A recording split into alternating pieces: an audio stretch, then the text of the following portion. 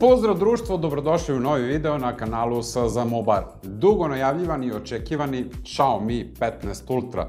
Odavno imam želju da snimim ovaj telefon jer je po specifikacijama konkurent Samsungu S25 Ultra, ali nije zastupljen kod nas na tržištu i teško ga je naći.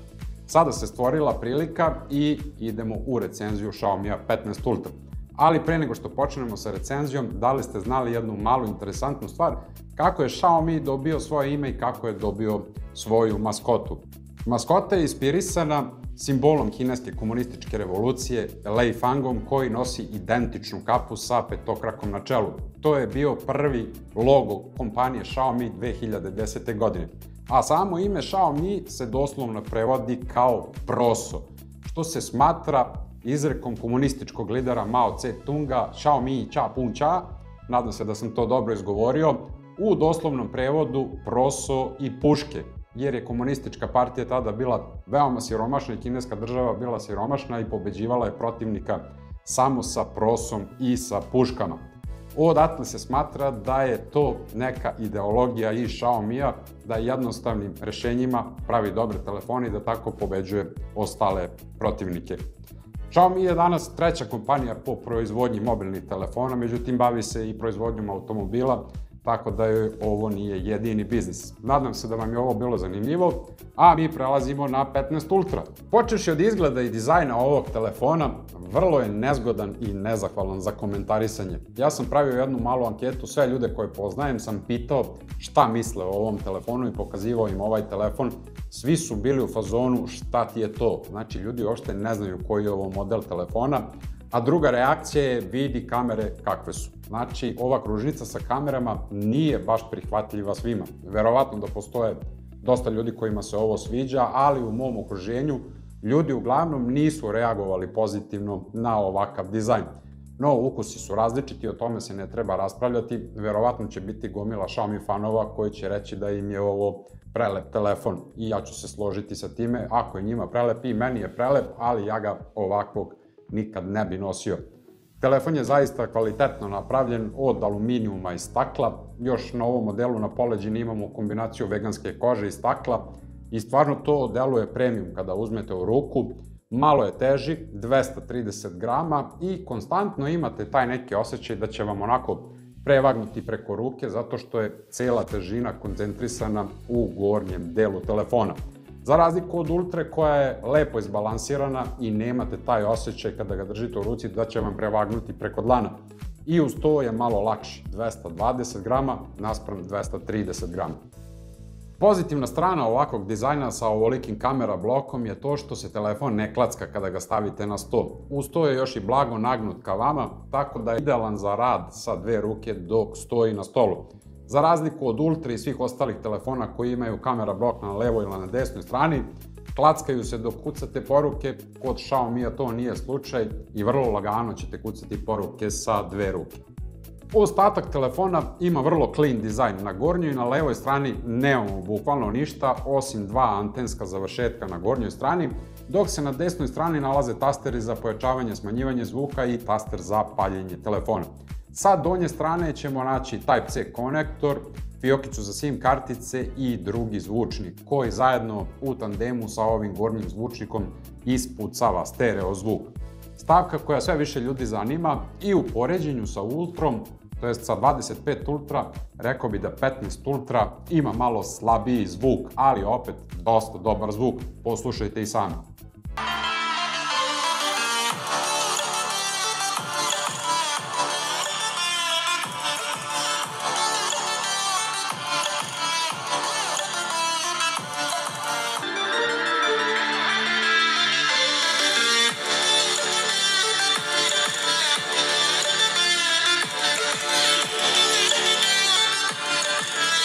Jedna i druga Ultra imaju IP68 sertifikat, otpornost na vodu i prašinu, što bi značilo da u normalnim okolnostima nećete imati problema sa izdržljivošću ovih telefona, ali nemojte testirati njihovu izdržljivost, jer je staklo i vrlo lako može da pukne kada se najmanje nadate. Uz to i jedan i drugi telefon su preskupi za servis, s tim što za Xiaomi teško možete naći ekran kod nas, dok je za 25 Ultra lako dostupan originalni ekran i bukvalno u istom danu imate ispravan telefon koji je potpuno nov jer se zamenja ekran sa frejmom. Kod ovoga nije takav slučaj i morate više voditi računa o ovom telefonu. 25 Ultra je u prednosti zato što ima titanijumski RAM, dok Xiaomi ima aluminijumski RAM. Priču o dizajnu bi mogli da zaokružimo sa ekranom koji je ugrađen u ovaj telefon. Dijagonale 6,73 inča, zakrivljen sa sve 4 strane. O tome morate mnogo voditi računa jer je telefon znatno podložniji lomljenju od Ultre koja ima potpuno ravan ekran, a uz to je čuvaju i titanijumske ivice. Ovde je ekran izbačen van okvira i kada ga ispustite direkt pada na savijene ivice koje se vrlo lako lome, a uopšte nije jeftin, oko nekih 35.000 dinara sa zamenom, pa vi vidite da li ćete paziti ovaj telefon. O kvalitetu ekrana ne treba puno komentarisati jer je to trenutni vrh tehnologije, AMOLED ekran koji podržava LTPO matricu, ima varijabilno osveženje ekrana, PVN dimming od 1920 Hz. Dosta ljudi se kune u taj PVN dimming, ja nisam primetio benefiti tog ekrana, meni taj OLED ekran ne smeta, tako da ne mogu ništa više da vam kažem o tom PVN dimmingu. U svakodnevnom korišćenju ekran je zaista odličan, ali kada ga uporedite sa 25 Ultra, vide se tu određene razlike. 25 Ultra ima taj antirefleksivni sloj koji ga odvaja od svih ekrana i jasno se vidi razlika. Bez obzira što ovaj telefon ima 3200 nica u piku, Ultra ima 2600 nica u piku, opet kada pogledate, Ultra ima nekako lepšu, jasniju i čistiju sliku. Ali to je samo u dnevnim uslovima, dok u noćnim uslovima dosta je sličan ekran. Za zaštitu uređaja zadužen je ultrazvučni otisak prsta i zaista fenomenalno radi i na jednom i na drugom telefonu. Veoma precizno i brzo otključavaju ekran. Evo kako radi na Xiaomiju i evo kako nam to radi na Ultri. Brz i jedan i drugi. A da bi ekran imao energije da sija u punom sjaju, brine se silicijum-karbonska baterija od 5410 mAh globalno, u Kini je kapacitet 6000 mAh. Deklarisana snaga punjenja je 90 W žično i 80 W bežično. Nisam imao ni jedan ni drugi punjač kod sebe, imam 67 W originalni Xiaomi punjač i sa takvim punjačem ova baterija se napuni za 53 minuta. Dok ćete bateriju na 25 Ultra napuniti za nekih 65 minuta, što u principu nije neka velika razlika, osim ako ne stojite pored telefona i cupkate čekajući da se baterija napuni, onda je 12 minuta veoma mnogo. Ali to sve nije toliko bitno kada uporedimo trajanje baterije u svakodnevnom realnom radu. Napravio sam jedan pravi test trajanja baterije, napunio sam i jedan i drugi telefon do 100%, pokrenuo sam benchmark testiranje Wildlife Extreme Stress Test, onih 20 okretanja. Posle završenog testa 15 Ultra imao 86% baterije, dok je 25 Ultra imao 89% baterije. Znači 3% je više potrošio baterije. Zatim ide Geekbench i 2 sata reprodukcije YouTube-a. Posle svega toga, 25 Ultra ima 76% baterije, 15 Ultra ima 74% baterije. I sad vi Xiaomi korisnici objasnite vi meni kako da toliko veća i toliko modernija i novija baterija ima malo lošije trajanje u odnosu na S25 Ultra. Kod moje Ultra imamo skoro 300 ciklusa punjenja, dok ovde ima samo 5-6 ciklusa punjenja. To mi nekako nije jasno da tako napredna tehnologija može da ima lošije rezultate od ove, da kažemo, zastarele tehnologije. Davnih dana bi Apple i Samsung prešli na silicium karbon, da je to stvarno bolje od litijum iona. Sa baterije prelazimo direkt na kamere. Kamera sistem koji na papiru ima znatno velike brojke. 3 kamere od po 50 megapiksela. Ultra wide i telefoto kamera imaju 50 megapiksela, glavna telefoto kamera ima 200 megapiksela i selfie kamera ima 32 megapiksela. U odnosu na Ultru, kad sve to saberemo, imamo dosta više megapiksela od 25 Ultra. Ali u realnom svakodnevnom radu situacija i nije takva i brojevi ne znače puno, isto kao i kod baterije. Najslabija tačka ovog kamera sistema je selfie kamera i ultra široka kamera, gde ćete ujetno primetiti i najveće razlike u korist 25 Ultra. Počeši od selfie kamere, i u dnevnim i u noćnim uslovima ova kamera ima malo lošije rezultate u odnosu na 25 Ultra. Sve fotografije su nekako ravne, flat i imaju dosta manje detalja u odnosu na 25 Ultra, a ono što je najbitnije, taj neki koloritet je mnogo lepši na S25 Ultra. Video zapisi i u dnevnim i u noćnim uslovima su dosta bolji na 25 Ultra. Testirao sam samo 4K pri 60 frameova po sekundi jer je hardware i na jednom i na drugom telefonu sposoban da sa svih kamera snima 60 frameova po sekundi, tako da nisam teo da u to mešam 30 frameova po sekundi. U dnevnim uslovima kada pogledate te video zapise na Xiaomi-u jednostavno delujete crvenkasto. Znači to nije problem telefona ili hardvera, već je problem softvera. Xiaomi to izgleda ne zna da ispegla, jer na svim modelima Xiaomi-a na selfie kameri imate taj problem da izgledate crvenkasto. Druga stvar, nebo, zgrade u pozadini i sve ostalo deluje potpuno preeksponirano i nekako izgorelo. Nebo je neke svetlo plave boje, vidi se da je izgorelo i zgrade, na primjer u ovom snimku u pozadini uopšte nisu korektnog koloriteta kao što je to na Samsungu predstavljeno. Testiramo video zapis i kvalitet audio zapisa na Xiaomi 15 Ultra i Samsungu S25 Ultra 4K pri 60 frameova u sekundi. I odmah ću vam reći da Xiaomi ima malo bolji audio zapis, bolje izoluje malo pozadinsku buku od Samsunga. Što se tiče videa, Xiaomi ima malo širi kadar i to je bolje kada vas je malo više u kadru, lakše ćete uhvatiti sve, dok sa Samsungom morate malo da ispružite ruku.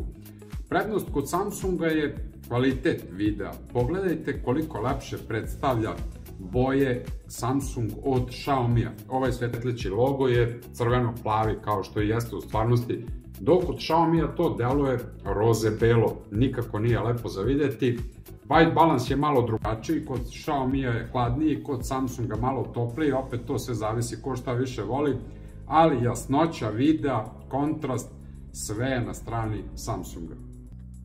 Ultra široka kamera je takođe primetno lošija od kamere na 25 Ultra, jer u perifernim delovima ima mnogo tamniji kadar, mnogo manje detalja i ono što je najveći problem, loše predstavlja boje onakve kakve su u stvarnosti. Ovaj moj svetleći logo iza mene uglavnom pravi telefonima probleme prilikom fotografisanja. Ni Ultra se tu ne snalazi lepo, ali Xiaomi je potpuno omanuo sa fotografijom na ovom logu, jer je boje predstavio kao da su bele i roze, a ne da su u stvari crvene i plave kakve jesu u stvarnosti. I ceo kadar nekako deluje žućkasto, kao da je kontrast prejak i onda to dovodi do toga da imamo tamnije periferne delove kadra. Sa prelaskom na glavnu kameru situacija se znatno popravlja, po Xiaomi ima mnogo kvalitetnije fotografije, ali su opet prisutne te neke boljke samo u mnogo manjem obliku u odnosu na ultra široku i selfie kameru. Fotografije su zaista dobre, pune detalja, malo su kontrastnije nego inače, što ja baš nešto i ne volim, jer dovodi malo do presijavanja fotografija i malo tamnijeg kadra, što nije nikako dobro, jer u tamnijim kadru imamo i manje detalja automatski. Ono što bi se moglo dati kao prednost Xiaomi-u je bolji balans šuma u tamnijim delovima kadra. Svi Samsung modeli pate od toga, tako da je to do Samsunga, a ne do hardvera. Ono što bih ja zamerio Xiaomi-u je predstavljanje boja, to jest koloritet.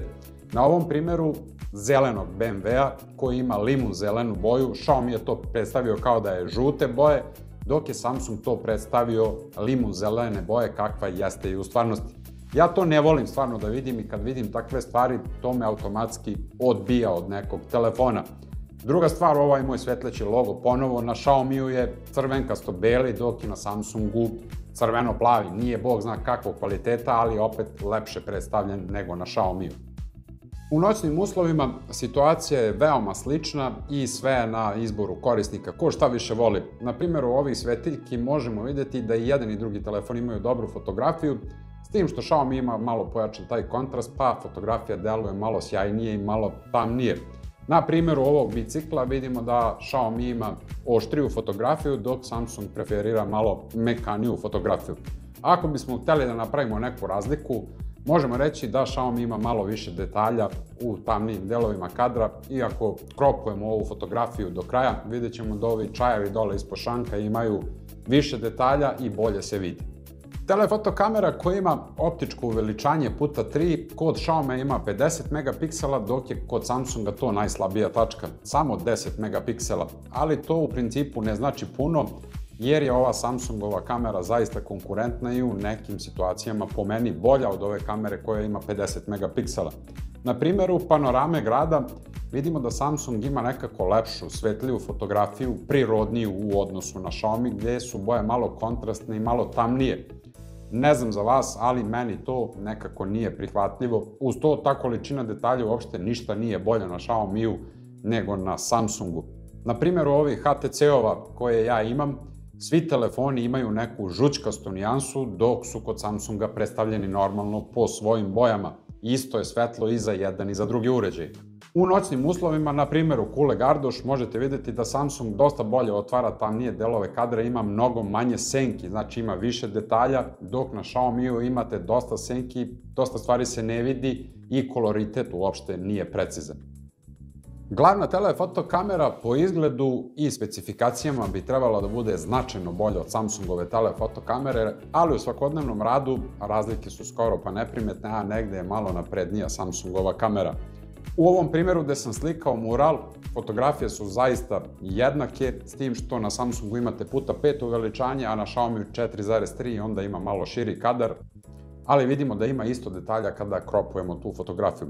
Kada je prikaz kompleksan i ima jarke boje, kao što je to u slučaju ove štop lampe, Samsung mnogo bolje balansira kadar i ova LED linija se mnogo bolje vidi na Samsungu sa mnogo više detalja, dok je na Xiaomiju to samo jedna crvena linija bez bilo kakvih detalja. Na primjeru ovog znaka Cineplex u ušću opet vidimo da Samsung predstavlja lepše boje i da lepše otvara tamnije delove kadra. Gore ove dve korpe sa voćem jednostavno vidite da su žute i zelene, dok se to na Xiaomiju samo nazire. I za kraj priče o fotografijama sam ostavio ove fotografije koje idu puta 30 i više uveličanje. Xiaomi se hvali sa tim zoomom, ali ne znam na osnovu čega. Priznaću da ima možda malo oštriju fotografiju od Samsunga, ali to uopšte nije nikakva specijalna fotografija. Koloritet je očajan. Kada pogledate fotografije, vi ne možete da zaključite koje je boje nešto na toj fotografiji, dok na Samsungu jednostavno razlikujete boju, da li je zelena, bela, ovakva ili onakva. Na primjeru ovog ventilatora na klima uređaju, uglavnom ćete misliti da je to neka brown boja ili narandžasta, koja već, dok na Samsungu jasno vidite da je to žuta boja, plus je Samsung malo bolje otvorio tamnije delove kadra. Jedina prednost kod te telefoto kamere je što veštački izoštrava konture, gde je jasna ivica on to lepo odradi, ali gde je lošija ivica on to ne može lepo da odradi i koloritet je očajan, tako da nema nikakvu prednost u odnosu na Samsung. Video sam namerno ostavio za kraj jer je ovo hardware koji može da snima 4K u 60 frame-ova po sekundi na svim kamerama. Nisam to teo da seckam iz više delova, već sam objedinio u jednu celinu.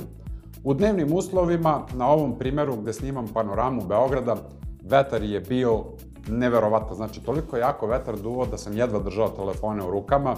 Stabilizacija odrađuje odličan posao i na jednom i na drugom telefonu, znači ne možete primetiti da se nešto pomera, mrda, sve je mirno i izbalansirano, znači što se tiče stabilizacije, odličan su i jedan i drugi telefon.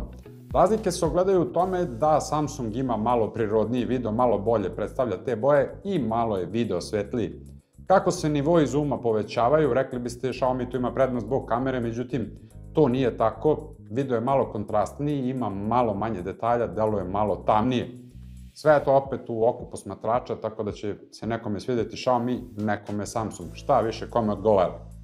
U noćnim uslovima opet sam došao do Kule Gardoš, opet je bilo neverovatno nevreme, toliko jako je duvao vetar, stabilizacija odlična, ali ja bih rekao da je u noćnim uslovima Xiaomiova kamera na aparatima. Počevši od ultra široke kamere koja ima značajno tamniji kadar, sa prelaskom na glavnu kameru razlika je osetna, dok to Samsung onako lepo i glatko odradi, nije toliko velika razlika.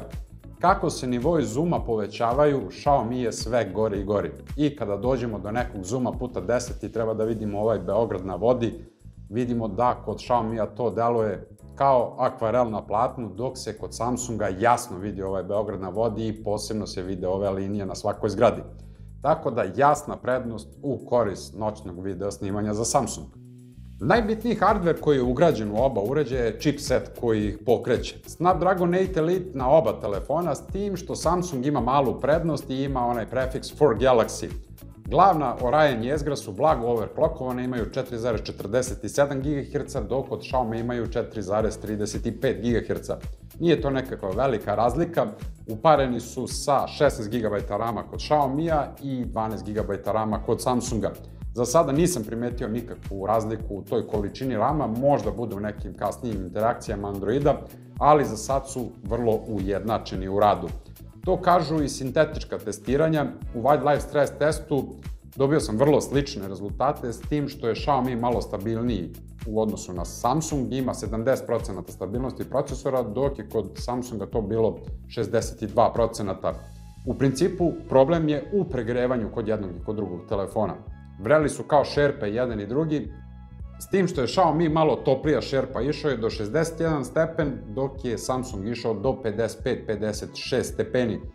Nije to na papiru velika razlika, ali kada dođete do takvog zagrevanja, šta mislite kako je tek unutar telefona? Vrlo verovatno bismo opekli prste kada bismo pipnuli matičnu ploču. To nije dobro jer se takav hardware kvari usled tolikog zagrevanja. No srećom, takve situacije nisu česte na telefonima, do toga samo dolazi kada se rade sintetički testovi. U Geekbenchu imamo malu prednost u korist Xiaomi-a, ali je to neznatno. Single core je malo bolji, dok je multicore bolji malo na Samsungu. Što se tiče video igara, na jednom i drugom uređaju sve to radi brzo, glatko i fluidno, ali ja sam na Xiaomi-u imao problem zbog ove grbe. Kada nešto treba da igrate u vodoravnom položaju, jednostavno ovaj kamera sistem vam pozadi smeta. Ako hoću da igram Call of Duty na malo naprednijem nivou sa ovim triggerom, ne mogu jer nemam gde da smestim ovaj telefon u trigger. Kada to držim u ruci, opet mi je to nekako nezgodno, smeta mi taj kamera blok i neke igrice na nekom profi nivou ne mogu da se igraju na ovom telefonu. Možda preko džojstika ili preko nekih triggera koji odgovaraju ovom telefonu, ja to nisam uspeo. Tako da je jedan mali minus za igrice zbog dizajna, a ne zbog samih igara. I za kraj priče o Xiaomi 15 Ultra, moramo da pomenemo operativni sistem koji sve ovo pokreće. U pitanju je Android 15 presvučen HyperOS-om. Problematika je što ovaj plastični Xiaomi 15T ima Android 16 i HyperOS 3.0, dok Ultra ima 15-icu i HyperOS 2.0. To Xiaomi-u nikako nije za pohvalu. Kako je moguće da Ultra ima 15-icu, a plastikaner ima Android 16? 25 Ultra već davnih dana rola Android 16 i One UI 8.0, tako da Ultra značajno kaska za 25 Ultra. Nadam se da će to biti uskoro, ali u toku testiranja više puta sam proveravao, Androida 16 nema u ažuriranjima. U principu ovaj Android se dosta ispravio kroz vreme i sada na ovim flagship uređajima skoro i da nema više reklama. Bude neka reklama sporadično, ali to je vrlo retko. To je ostalo na onim Redmi serijama, dok od ovih Mi serija toga nema. Sistem je u principu brz i fluidan, lepo to sve radi. Ima nekih čudnih stvari koje ja ne mogu da opišem, kako Xiaomi može sebi, na primjer, da dozvoli da telefon jednostavno ne reaguje na orijentaciju ekrana. Uključite orijentaciju ekrana, mrdnete ekran levo-desno, jednostavno neće da rotira ekran, ništa se ne dešava. Morate da restartujete uređaj kako bi on primenio tu orijentaciju ekrana. Hoćete da snimate u vodoravnom položaju, telefon neće da snima u vodoravnom položaju. Nije to ništa specijalno, može to kasnije da se okrene video, ali zašto kada ima mogućnost da snimam istog trenutka u vodoravnom položaju? Druga sitnica koja mi isto nije objašnjiva je Home dugme. Kada ste u nekoj aplikaciji i stisnete Home dugme, on vas vrati prvo u fioku sa aplikacijama, stisnete još jednom Home dugme i vrati vas na početni ekran. Čemu to? Imam back taster, ako hoću jednom nazad vratit ću se back tasterom, ako hoću direktno na početni ekran, hoću da stisnem Home dugme. Opet kod softvera imam još jednu zamerku zato što Xiaomi meša Google softver i svoj softver i onda je ubacio Google poruke i Google dialer. Kada radi orijentacija ekrana, okreće se i Google dialer. To se dešava i na Pixelu i ne znam Google odakle ideja da rotira Google dialer u toku poziva. To mi uopšte nije nikako jasno, dešava se i na ovom 15T, a dešava se i na ovoj Ultri. Dok se razgovara, telefon treba da stoji uspravno i nema rotacije ekrana. Kod njih je to tako i ja to jednostavno ne mogu da shvatim. Znači svaki put moram da uključujem i isključujem tu rotaciju ekrana koja uz to i ne radi kako treba. HyperOS 2.0 podržava i sve AI mogućnosti, spisak je uglavnom isti kao i na Samsungu, ali nažalost te AI mogućnosti na našim balkanskim jezicima nisu podržane i ne mogu da se koriste onako kako bi trebalo. Jedino gde možemo odmeriti snagu ova dva telefona u AI mogućnostima je veštačka obrada fotografije i u ovoj generativnoj obradi fotografije Samsung ima malu prednost. Na primjeru ovog mog Pic Panthera, kada zaokružimo Pic Panthera, Samsung to istog trenutka obeleži, dok Xiaomi malo traži šta treba da obeleži i 1, 2, 3 puta morate da obeležite predmet na fotografiji. Druga stvar, Samsung to mnogo bolje izbriše i napravi taj kadar, dok Xiaomi uradi nešto i doda neki predmet na sliku koji uopšte ne treba tu da bude. Znači, mala prednost u korist Samsunga. I za kraj, koju Ultru odabrati? Xiaomi 15 Ultra naspram Samsunga S25 Ultra. Ako ste odgledali ceo video, vrlo verovatno ste zaključili šta ja mislim koja je Ultra bolja. Ali da se razumemo, razlike su vrlo sitne i suptilne i kada radimo uporedni test moramo da tražimo dlaku u jajetu kako bismo nešto uporedili. U svakodnevnom radu, ako nemate jedan i drugi uređaj pri ruci, vi ne možete da vidite tu razliku i bit ćete sasvim zadovoljni i sa Xiaomiom 15 Ultra. Jedina uočljiva razlika je taj dizajn, nekome se to sviđa, nekome se to ne sviđa. Koliko god dobre specifikacije da ima zbog ovog dizajna, ja bi zaobišao ovaj telefon, jer jednostavno ne mogu da prihvatim ovu ringlu ili veš mašinu, kako je neki zovu. Mnogo mi je prihvatljiviji ovaj semafor dizajn na Samsungu nego ova ringla na Xiaomiju.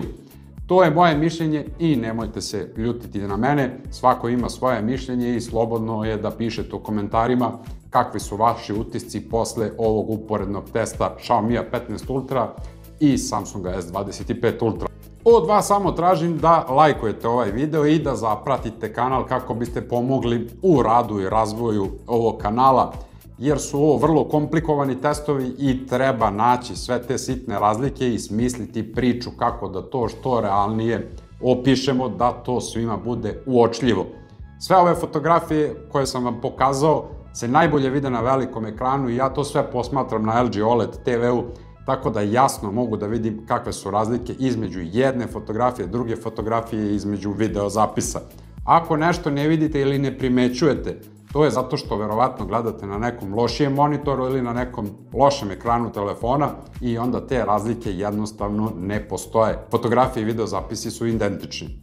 Hvala vam na gledanju i pozdrav do nekog sledećeg videa, a bit će jedan novi lep video sa jednim dobrim proizvođačem koji je malo posustao, ali se polako vraća na tržište. Ćao!